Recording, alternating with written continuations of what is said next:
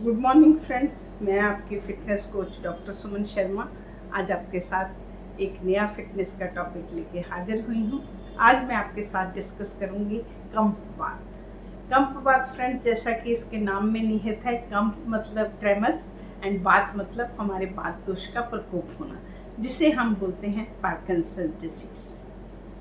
बहुत आपके अड़ोस पड़ोस में आप बहुत से लोगों को देखते होंगे कि जो एज के साथ हैं 60 और 70 के बीच में, तो आपको किसी का हाथ थोड़ा सा हिलता है, किसी का ज़्यादा हिलता है, और कभी कभी हम उसे समझते हैं कि एज के कारण इनको कमजोरी आई है, तो इसलिए हो रहा है। तो आज मैं यहाँ लेके आई हूँ कुछ इसके कारण, कुछ लक्षण एंड कुछ लाइफस्टाइल चेंजेस कि हम इसको एज रिलेटेड जो प्रॉब्लम है उसको कैसे टाइमली टैकल करें, तो हम हर आदमी की लाइफ जो है डेली रूटीन बहुत आराम से निकल सकती है।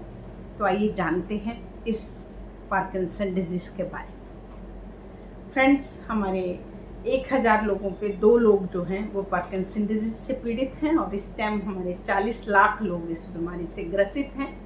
सबसे मेन बात ये है कि ये धीमे से होने वाली, इसके साइन एंड सिम्टम बहुत धीरे धीरे आते हैं, इसलिए हमें समझ ही नहीं आता कि ये पार्किंसंस है। अगर टाइमली हम इसे डायग्नोस करते हैं और टाइमली हम डॉक्टर के पास जाते हैं, तो हमारी जो डेली लाइफ है वो बहुत आसानी से निकलती है। आइए इसका कारण जानते हैं।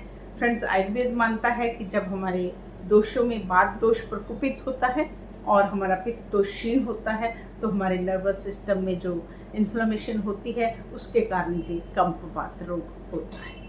और मॉडर्न साइंस ने बताया है कि हमारे ब्रेन में जो डोपामिन बनाने वाले कोश हैं, सेल्स हैं, वो जब कम होने शुरू होते हैं तो हमें इस रोग की उत्पत्ति होती है।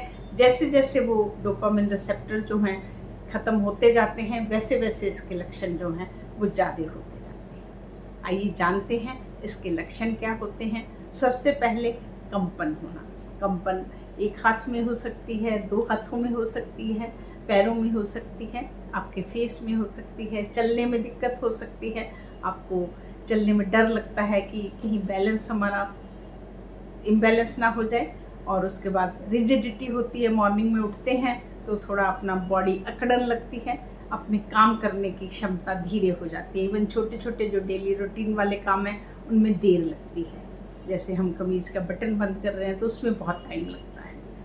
तो फ्रेंड्स, ये छोटे लक्षण हैं, और उसके बाद धीरे धीरे जैसे ये प्रोग्रेस करता जाता है, नर्व्स की डिजीज़ है, जो जो नर्व इन्वॉल्व होती है उसके लक्षण आपको आने लग जाते हैं डिफरेंट तरीके से।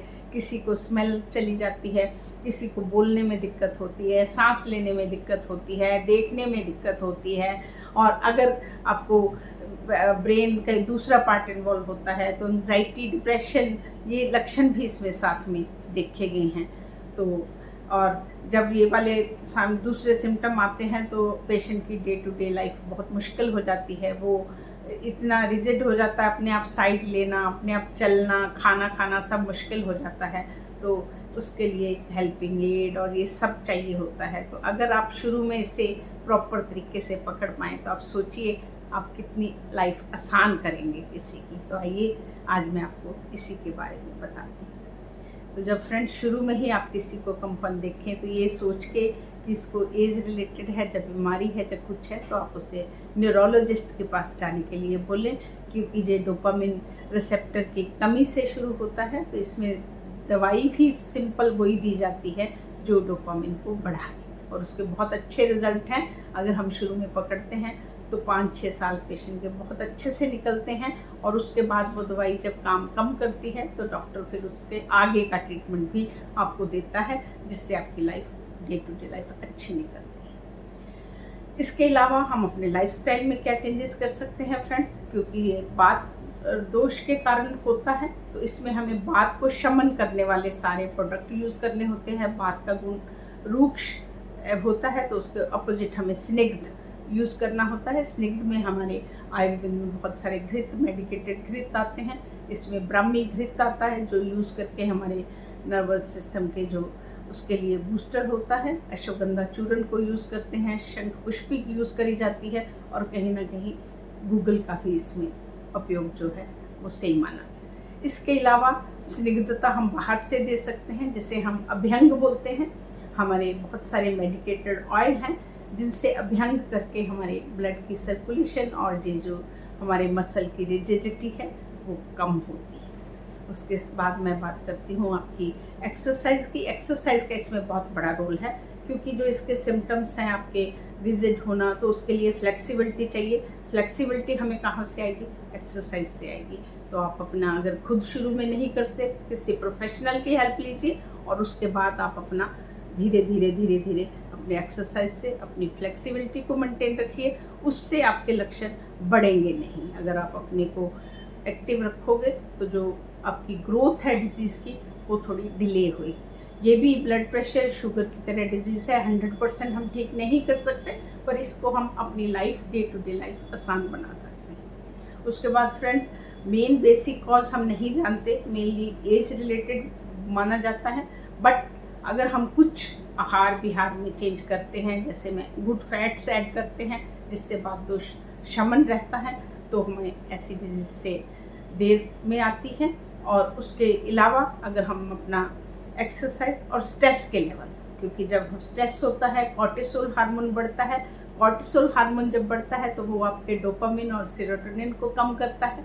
तो नेचुरली ये जो कॉज है इसका वो डोपामिन का कम होना है, तो स्ट्रेस इस चीज़ को बढ़ाएगा। तो आप अपने स्ट्रेस को मैनेज रखिए। आप डीप ब्रीदिंग एक्सरसाइज करें, आप कपालभाति करें, अनुलोम विलोम करें और अपना एनवायरनमेंट अपना कूल रखें, क्योंकि कहीं कहीं इसके कॉज पोल्यूशन और पेस्टिसाइड ये भी माने हैं। पर आप अपने को जहाँ तक कन्वीनियंट रख सकते हैं उतना रखिए। पिछली चीज़ों को बिसारिए, याद मत रखिए। अपने टाइम को अच्छे से यूटिलाइज करें और अपने माइंड को अच्छी जगह फोकस करें। आप स्ट्रेस में और उन बातों में ना रहें। उसके बाद फ्रेंड्स, आप अपने स्लीप पे ध्यान रखिए। 6 से 8 घंटे की साउंड स्लीप जरूरी है। जब हम सोते हैं हमारा ब्रेन जो है वो रिपेयर करता है, जो दिन भर में उसने काम किए हैं, तो रात को स्लीप के दौरान हमारा ब्रेन उसको रिजुविनेट करके हमारे बहुत सारे मेमोरी सेल रिस्टोर होते हैं और बहुत सारे जो बिना काम की चीज़ें हैं वो वॉश होती हैं। तो नींद बहुत ज़रूरी है और एक्सरसाइज आपके लिए बहुत ज़रूरी है।